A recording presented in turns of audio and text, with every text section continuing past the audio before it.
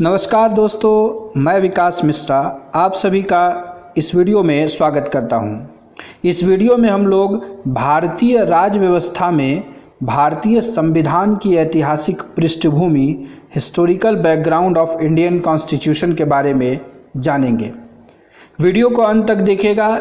इस वीडियो के अंत में इसी वीडियो से संबंधित वस्तुनिष्ठ प्रश्नों का भी संग्रह है, जिसे कि आप रिटेंशन कर पाएंगे। तो आज के इस वीडियो में हम लोग महत्वपूर्ण जो है 1773 के रेगुलेटिंग एक्ट और 1784 के पिट्स इंडिया एक्ट के बारे में जानेंगे। वैसे तो भारत का संविधान सभा के द्वारा बनाई गई थी, लेकिन उस संविधान सभा के द्वारा किए गए कार्यों की पृष्ठभूमि को अगर देखें तो अंग्रेज द्वारा जब ईस्ट इंडिया कंपनी भारत में आई और ईस्ट इंडिया कंपनी तथा ताज का शासन मतलब कि महारानी के शासन, इन दोनों के परिणाम स्वरूप जो चीज़ें सामने आई और जो चीज़ भारतीयों ने वहाँ से सीखी, उसे अपने संविधान सभा ने संविधान के तौर पर बनाने में काफ़ी मदद ली है।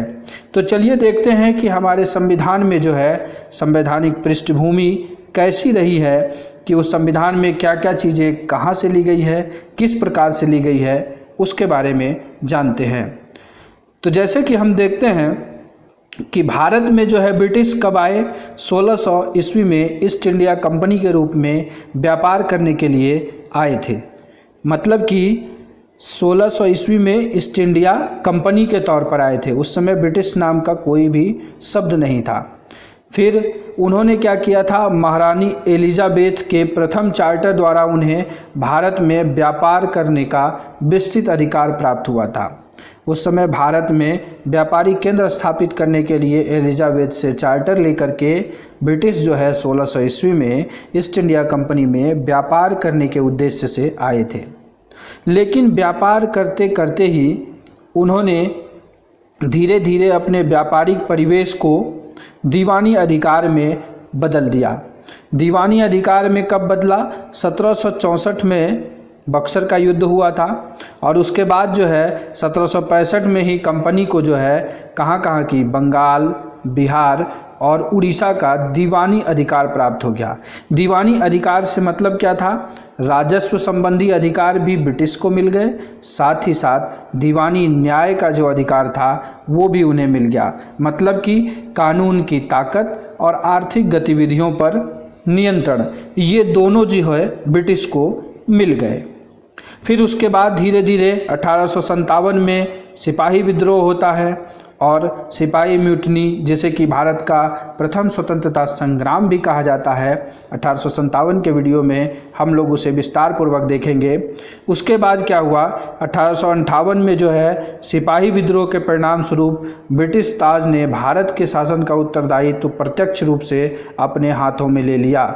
मतलब क्या हुआ कि अब जो है ईस्ट इंडिया कंपनी का शासन खत्म कर दिया गया और ताज यानी कि महारानी का शासन भारत में होने लगा। इसके बाद ताज का जो शासन है वो कब तक चला, 15 अगस्त 1947, जब तक भारत आज़ाद नहीं हुआ तब तक ताज का ही शासन चला। अब ताज का ही शासन उस समय तक जारी रहा। आगे देखते हैं कि संविधान आने का जो स्वरूप है वो किस प्रकार से रहा। मतलब कि एक बैग तो संविधान सभा का गठन नहीं हुआ होगा। कोई भी चीज़, कोई भी परिवर्तन क्रमवार होती है। तो उस क्रम को हम जानते हैं कि कैसे संविधान सभा आई। तो सबसे पहले क्या हुआ कि स्वतंत्रता मिलने के साथ ही एक संविधान सभा की आवश्यकता महसूस हुई।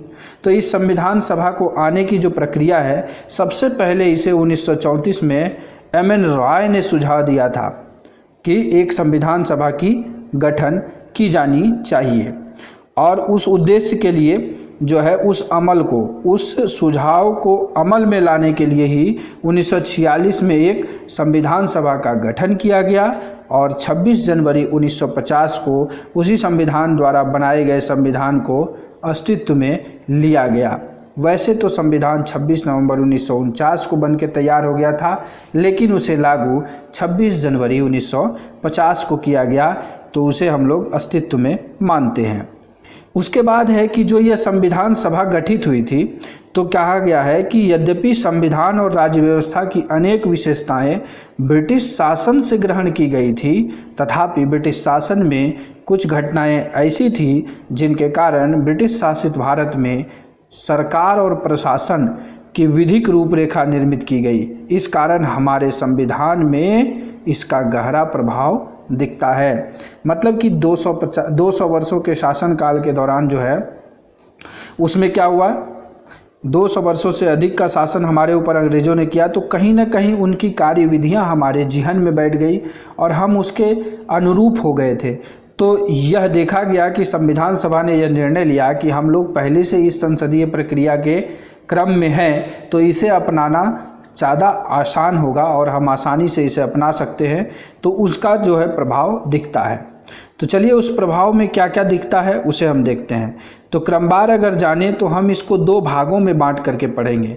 2 भागों में बांट के कैसे पढ़ेंगे, जो पहला भाग होगा वो होगा कंपनी का शासन। फर्स्ट पार्ट जो होगा कंपनी का शासन, मतलब 1600 ईस्वी से लेकर के 1857 तक जो है ब्रिटिश जो है ईस्ट इंडिया कंपनी के तौर पर भारत में थे। तो 1773 से लेकर के 1858 तक का जो है काल, उसे हम लोग कंपनी के शासन के तौर पर जानेंगे, क्योंकि 1600 ईस्वी में ब्रिटिश भारत में व्यापार के उद्देश्य से आए, लेकिन 1773 के चार्टर के बाद से ब्रिटिशर्स का उस कंपनी पर अधिकार हुआ, तो उस वहाँ से कंपनी के शासन के तौर पर हम उसे देखते हैं। और 1858 से लेकर के 1947 तक जो है वो ताज का शासन, मतलब महारानी का शासन था, उसे हम लोग जानेंगे। तो कंपनी के शासन में 1773 से लेकर 1858 तक में जितने एक्ट आए उसके बारे में जानेंगे। उसके बाद हम लोग फिर 1858 से लेकर 1947 तक जो गतिविधियां हुई उसके बारे में देखेंगे। तो चलिए देखते हैं आज 1773 का रेगुलेटिंग एक्ट।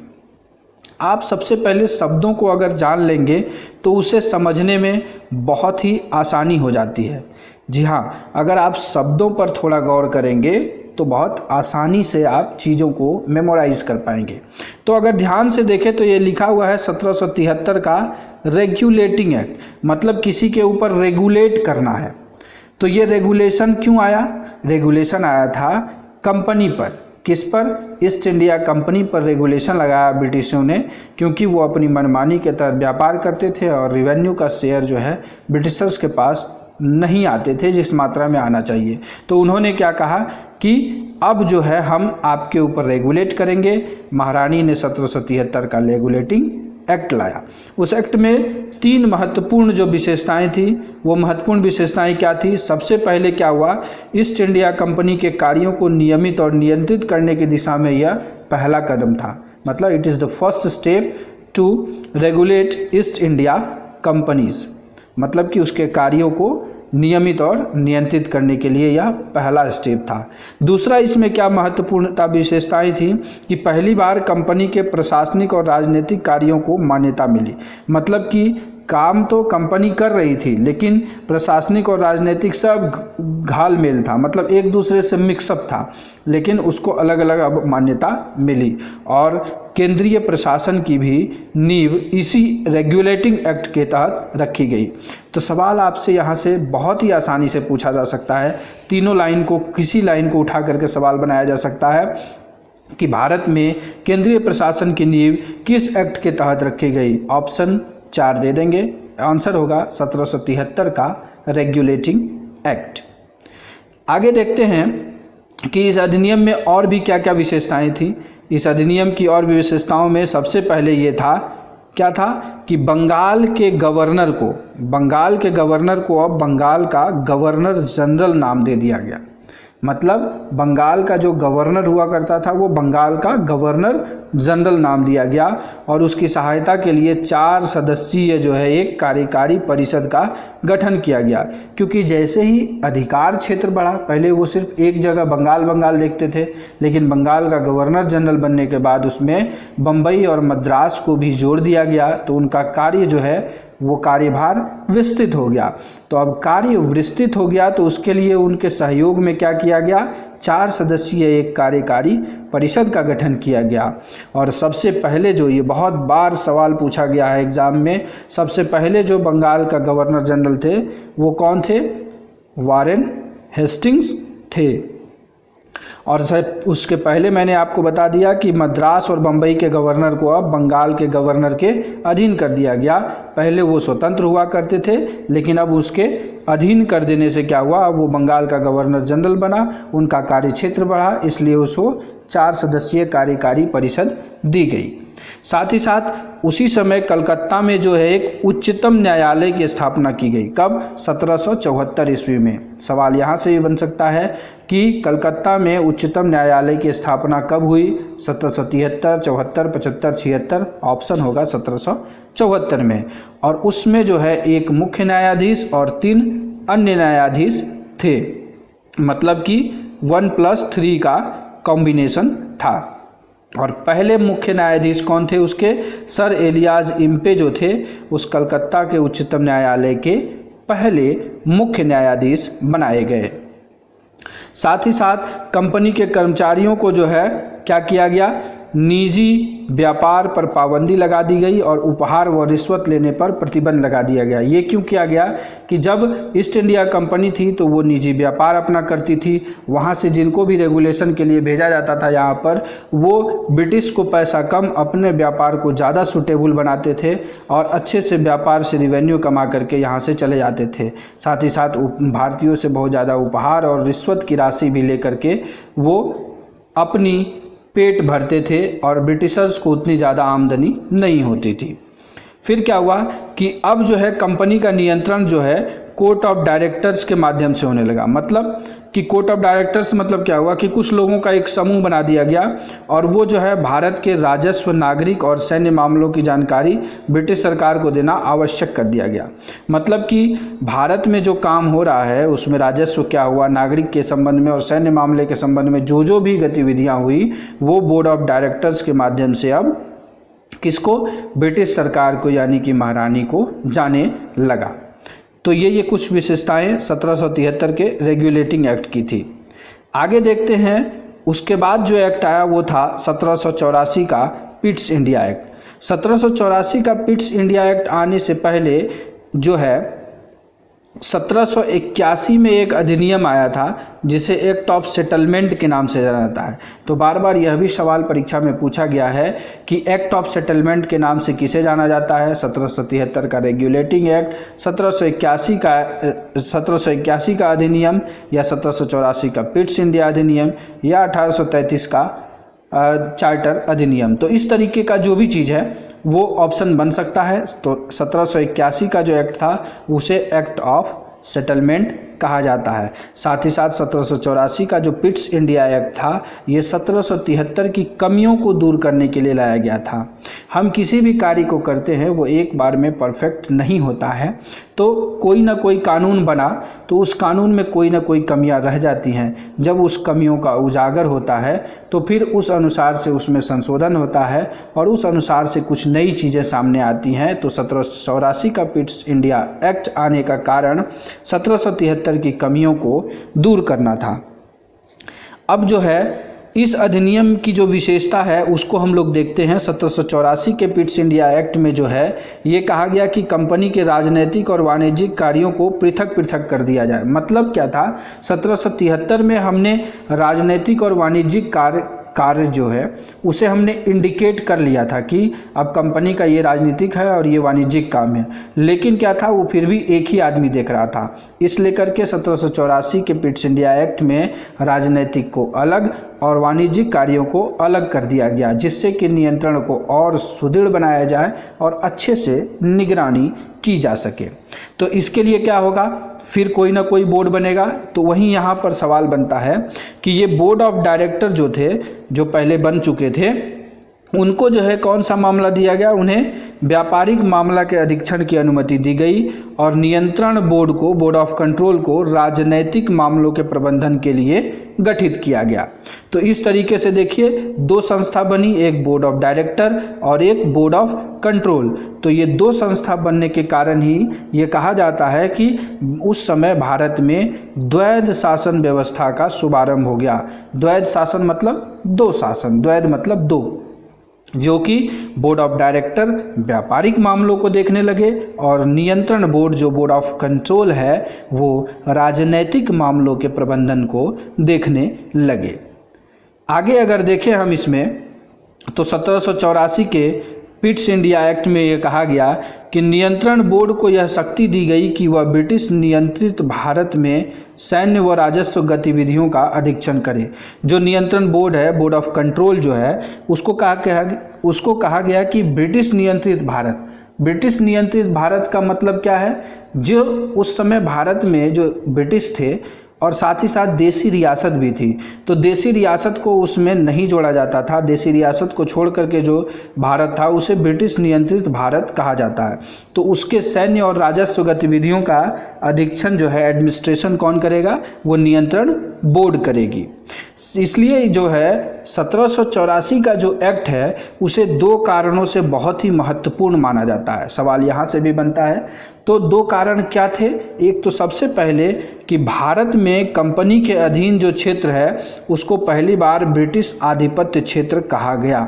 मतलब कि ब्रिटिशर्स ने अपनी प्रगाढ़ता और अपने विश्वास, साथ ही साथ अपने नियंत्रण को इतना पुख्ता कर दिया कि उन्होंने भारत के क्षेत्र को जो है, जो कंपनी के अधीन क्षेत्र था, उसको अब वो ब्रिटिश आधिपत्य क्षेत्र कहने लगे।